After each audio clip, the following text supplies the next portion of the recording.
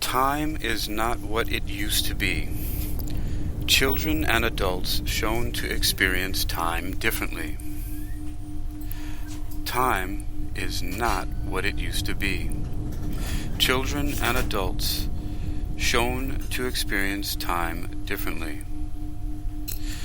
You're listening to Technical News Reading, presented by Hakeem Alibokis Alexander on Spreaker, social podcasting, presented for World Reading Club in association with UniquilibriuM.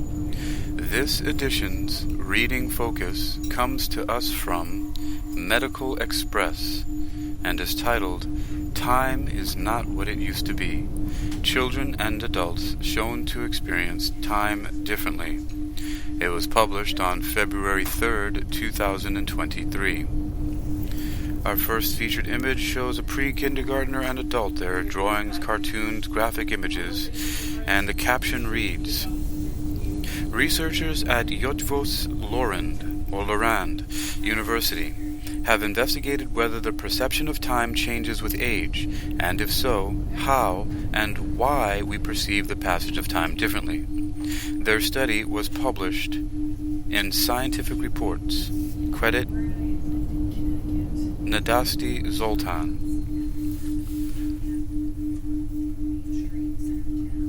Researchers at Eötvös Loránd University have investigated whether the perception of time changes with age, and if so, how and why we perceive the passage of time differently. Their study was published in Scientific Reports. Time can play tricks on us. Many of us experienced the illusion that those long summers during childhood felt so much longer than the same 3 months feel like now as an adult. While we can argue why one summer may appear longer than the other and how the perception of time can compress and dilate durations depending on various factors, we can easily set up an experiment to gain more insights. The researchers did just that. They asked how eventfulness affects our duration estimates when probing at different milestones during our cognitive development. They set aside 3 age groups, 4 to 5, 9 to 10, and 18 years and older, and made them watch 2 videos, 1 minute each.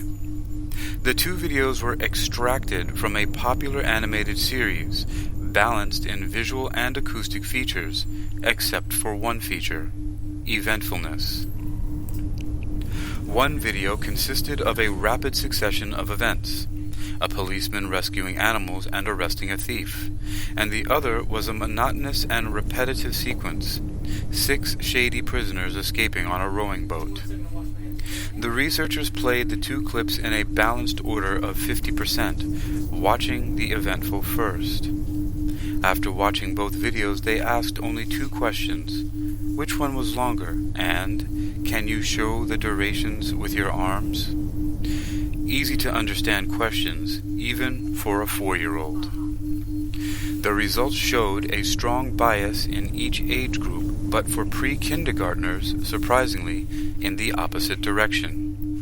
While more than 2/3 of pre-kindergartners perceived the eventful video as longer, 3/4 of the adult group felt the same about the uneventful video. The middle group expressed a similar but more moderate bias than the adult. By the inclusion of the middle group, 9 to 10-year-olds, the inflection point could be estimated around the age of 7. Regarding the arm spread orientation and distance, there was an increasing trend of using horizontal arm spreading with age, while pre-kindergarten age kids used 50% vertical and horizontal gestures. By school age, that ratio changed to 80 to 90% in favor of horizontal arm expressions.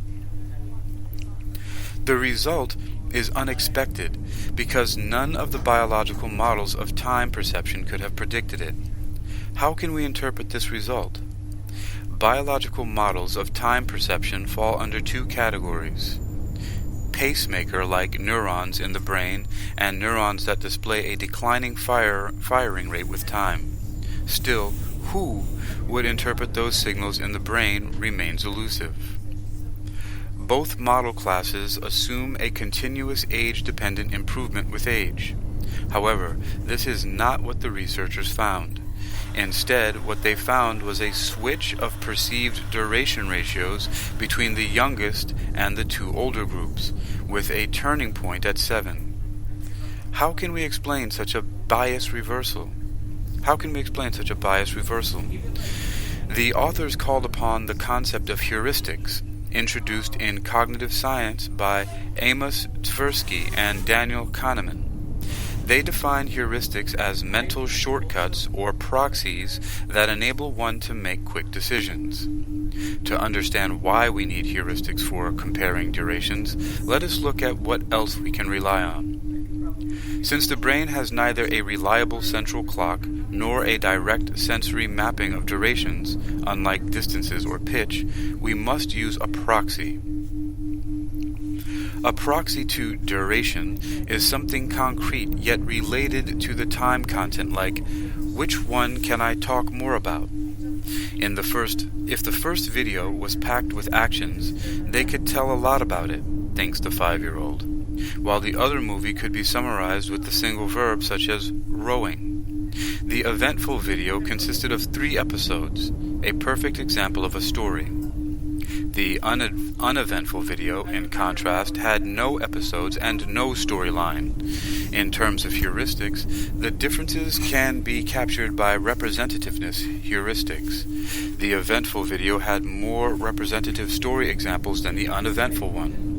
Therefore, relying on representativeness heuristic, the kindergartners would feel the eventful video was longer. If this notion of duration provides a good proxy for time, why do we switch to another system at 7? The researchers argue that the answer is switching to another class of heuristics, namely sampling heuristics. At around the age of 6 to 10, kids learn the concept of absolute time. We all rely on the concept of absolute and universal time when we make appointments, organize our tasks, and follow timelines. All these actions reinforce the concept of universal time that is independent of the observer and entirely consistent with Newton's classical mechanics.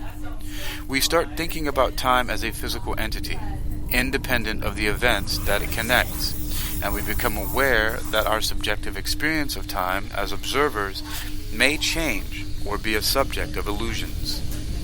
The best we can do to eliminate subjectivity is to check the flow of time. We can check the flow of time by frequently sampling it, looking at the clocks, or just staring out the window and watching the traffic flow. The more often we check, the more reliable the estimate we get.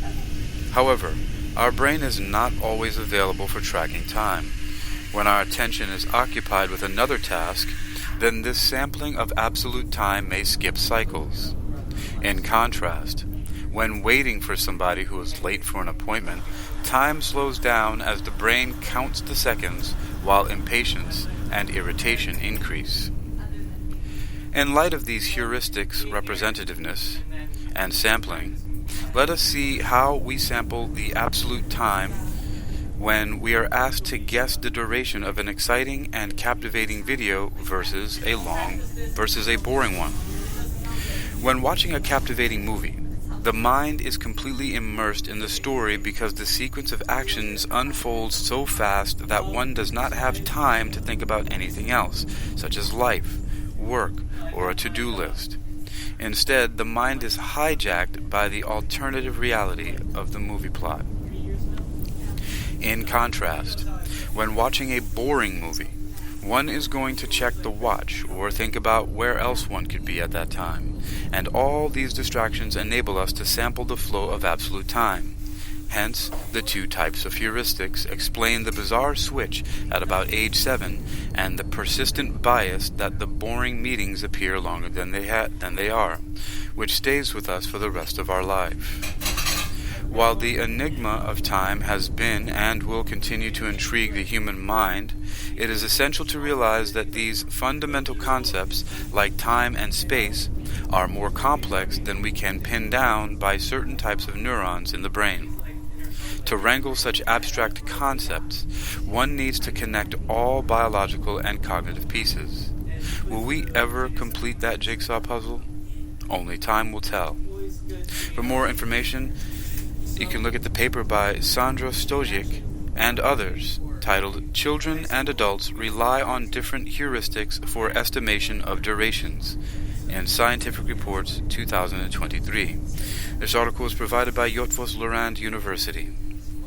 You've been listening to Technical News Reading, presented by Hakeem Alebokis Alexander on Spreaker, social podcasting, presented for World Reading Club in association with UniquilibriuM. This edition's reading focus has come to us from Medical Express and is titled Time is Not What It Used to Be. Children and Adults Shown to Experience Time Differently, published on February 3rd, 2023. You can read this article and others like it for yourself by visiting medicalexpress.com. That's medicalexpress.com. That's medicalexpress.com. Time is not what it used to be. Children and adults shown to experience time differently.